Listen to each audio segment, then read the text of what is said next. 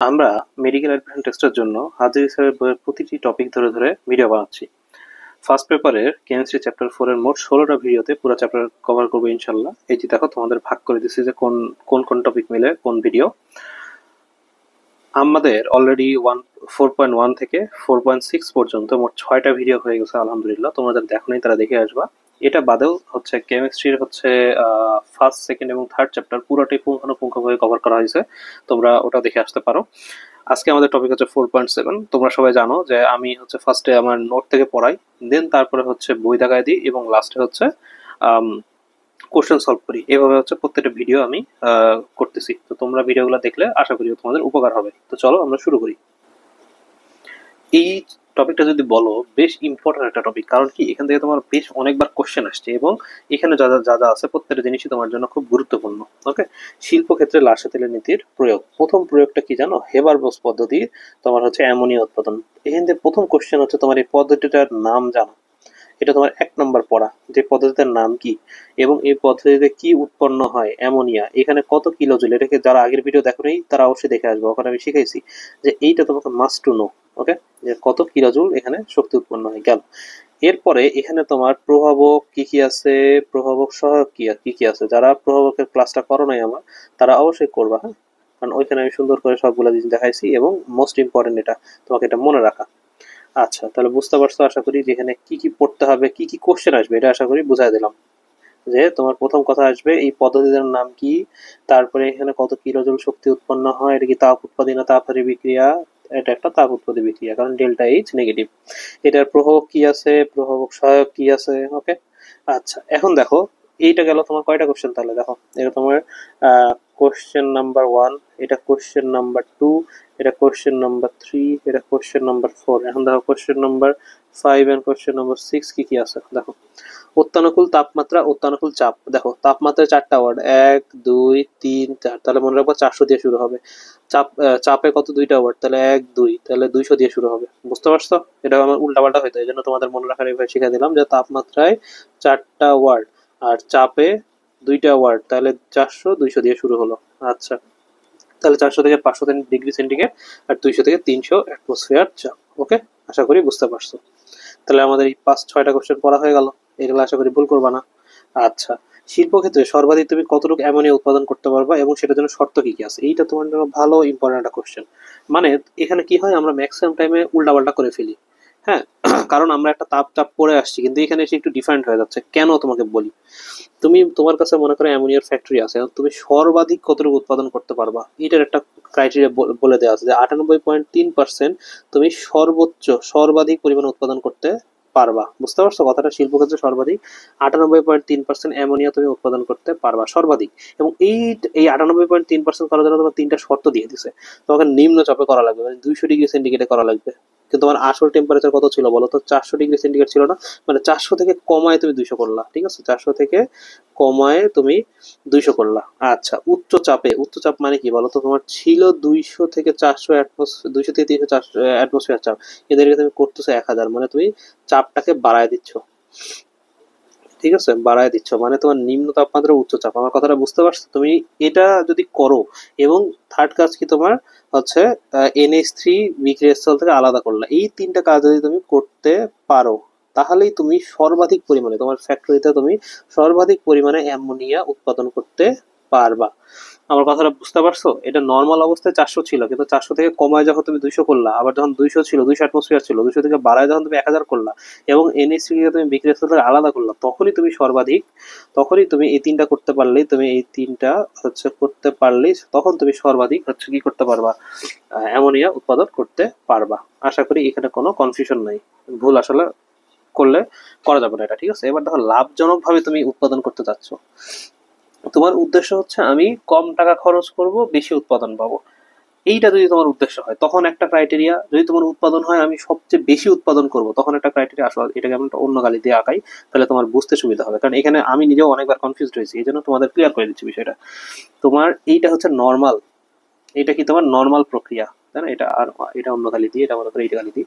এই দেখো, এটা হচ্ছে মনে করো তোমার কি নর্মাল, এই যে এতটুক পার্ট কি তোমার, এটা হচ্ছে তোমার নর্মাল। ওকে, এতটুক পার্ট হচ্ছে তোমার কি, তুমি সর্বাধিক উৎপাদন করতে চাচ্ছ, তোমার কাছে অনেক টাকা পয়সা, তুমি সবচেয়ে বেশি পরিমাণ উৎপাদন করতে চাচ্ছ। এখন তুমি চাচ্ছ তুমি লাভজনক ভাবে করবা, তোমার কাছে অল্প টাকা আছে কিন্তু তুমি ওই অল্প টাকার মধ্যে লাভজনক ভাবে করতে চাচ্ছ, তখন আবার কি ক্রাইটেরিয়া আছে।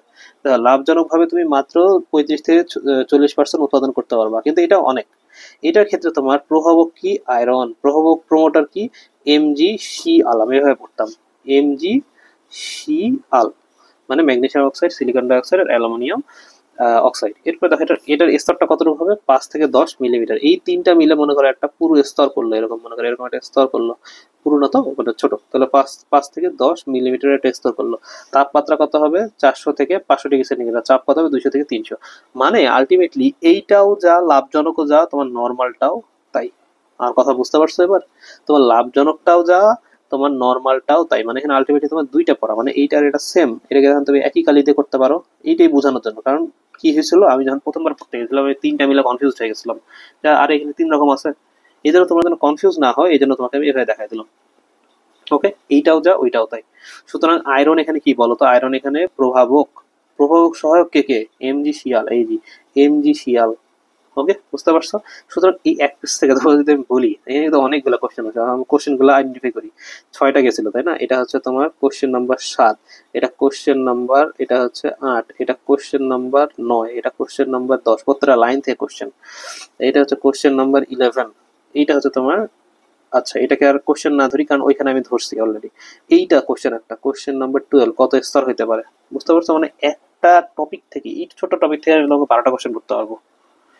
আচ্ছা, এরপর দেখো NH3 কে প্রথমে শীতল করে ও পরে তরলীভূত করে স্টোরেজ করা হয়। মানে প্রথমে তো এটাকে শীতল করবা, তারপরে তরল করবা, এটা মনে রাখবে, দিয়ে সংরক্ষণ করবা। আচ্ছা, আমাদের পড়া শেষ। তাহলে দেখো তো এই টপিক থেকে কারো কোনো অসুবিধা আছে কিনা, এই নোটের এই টপিক থেকে। আচ্ছা, যদি অসুবিধা না থাকে আসো আমরা H2SO উপরে চলে যাই, আমাদের NH3 এর পড়াটা শেষ।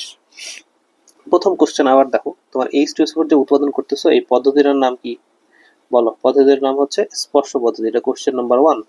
এখানে তোমার কি হবে আসলে, এখানে তোমার সালফার ডাই অক্সাইডের জারণ ঘটবে।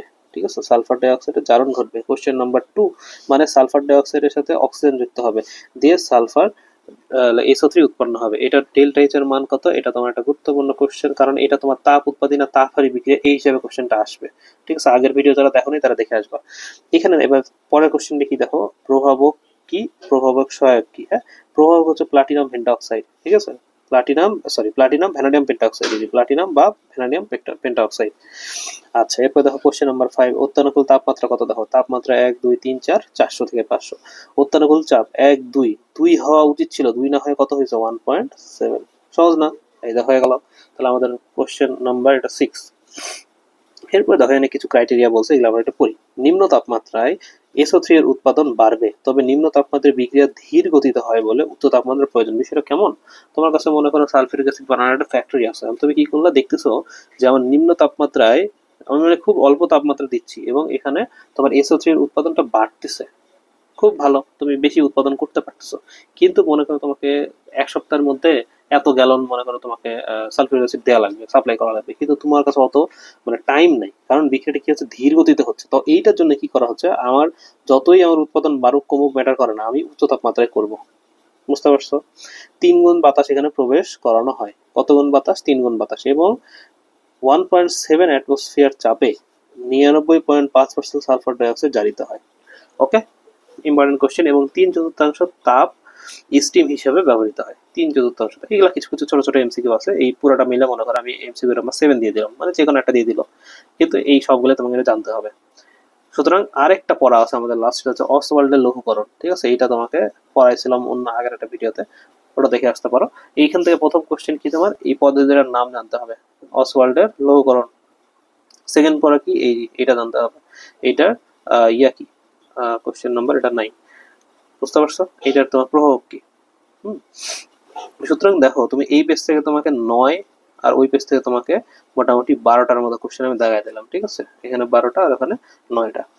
সো এই একটা ছোট টপিক থেকে কতগুলো কোশ্চেন আসতে পারে দেখছো, আমি যে কোনো জায়গা থেকে তুমি কোশ্চেন করতে পারি, প্রত্যেকটা জিনিস তোমাকে ধরাই দিলাম যেন তুমি ভুল না করো। ওকে, আসো আমরা বই দেখাই এবার।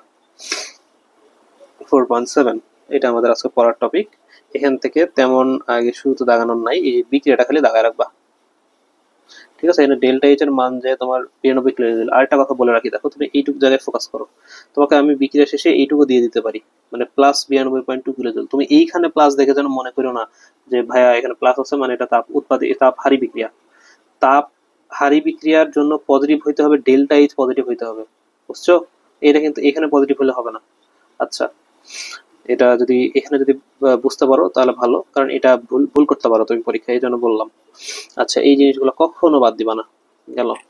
বাস্তবে অ্যামোনিয়া কতটুক এগুলা সব তোমাকে পড়ায় দিছি, দেখো এই যে এইটা, এই লাইনটা পড়ায় দিছি, হ্যাঁ, তারপরে হচ্ছে এই যে এইটা পড়ায় দিছি, এগুলো সব দাগায় নেবা এখন, এগুলো আর কিছু পড়ানোর নাই। এই যে আয়রন গুঁড়া প্রভাবকের সাথে এইগুলা হচ্ছে কি প্রভাবক প্রমোটর, কে প্রভাবক প্রমোটর, অত্যানুকূল তাপমাত্রা কত, অত্যানুকূল চাপ কত, এই যে এগুলো সব তোমাকে পড়ায় দিছি। লাভজনক কত বলো, কি করতে হবে, সেম এই যে কত পার্সেন্ট, এই যে এমজিসিএল এর এত ইয়ে ব্যবহার করবা, আয়রনকে প্রভাবক হিসেবে ব্যবহার করবা, টেম্পারেচার কত, চাপ কত, হয়ে গেল। সুতরাং এইটুক টপিক থেকে আশা করি কোনো জিনিস ভুল হবে না। আচ্ছা, সালফিউরিক অ্যাসিডের শিল্প উৎপাদনে কি বলছি বলতো? সালফার ডাইঅক্সাইডের জারণ হচ্ছে সবচেয়ে গুরুত্বপূর্ণ ধাপ, এবং এখানে কত পার্সেন্ট কি হয় দেখাই দিছি। এই এই এইটা এখানে জানতে হবে। ওকে, আচ্ছা। এরপরে এই যে ভ্যানাডিয়াম পেন্টাঅক্সাইডের কথাটা তোমাকে বললাম, হ্যাঁ, 400 থেকে 450 কত কি কত পার্সেন্ট জারিতে হবে, 3 গুণে যে বাতাস প্রবেশ করানো হয়, এগুলা পারবা আশা করি। তারপরে এই যে 1.7 অ্যাটমসফিয়ার চাপেই এটা এত পার্সেন্ট জারিত হয়, এই 99.5%। অতিরিক্ত চাপ প্রয়োগ করা হয় না। আর এই যে 3টি ধাপের প্রতিটি হলো তাপ উৎপাদী, এটা একটা এমসিকিউ। বললো যে সালফিউরিক অ্যাসিড উৎপাদনের কয়টি ধাপ, 3টি ধাপ, 3টি ধাপের কয়টি তাপ উৎপাদী, কয়টি তাপ হারিয়ে দিল, 3/4 উৎপন্ন তাপ স্টিমে ব্যবহার করা হয়। মানে তোমাকে যতটুকু সম্ভব ডিটেলসে পড়ানো, ততটুকু সম্ভব ডিটেলসে পড়ালাম, যাতে তুমি এখান থেকে ভুল না করো। আসো এমসিকিউ সলভ করি। 4.8 নেক্সট দিনের টপিক।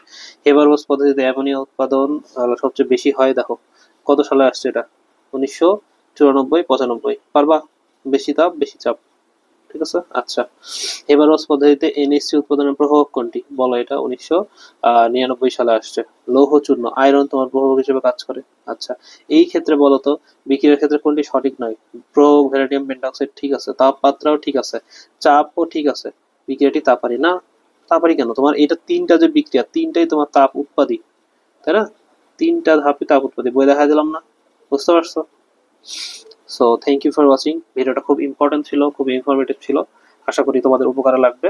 আমি মোহাম্মদ ইশাক তৌসিফ, রাজশাহী মেডিকেল কলেজ, 63তম এমবিবিএস। নেক্সট ভিডিও দেখার আমন্ত্রণ রইল, ইনশাল্লাহ নেক্সট ভিডিও তোমার খুব মজা লাগবে। ধন্যবাদ।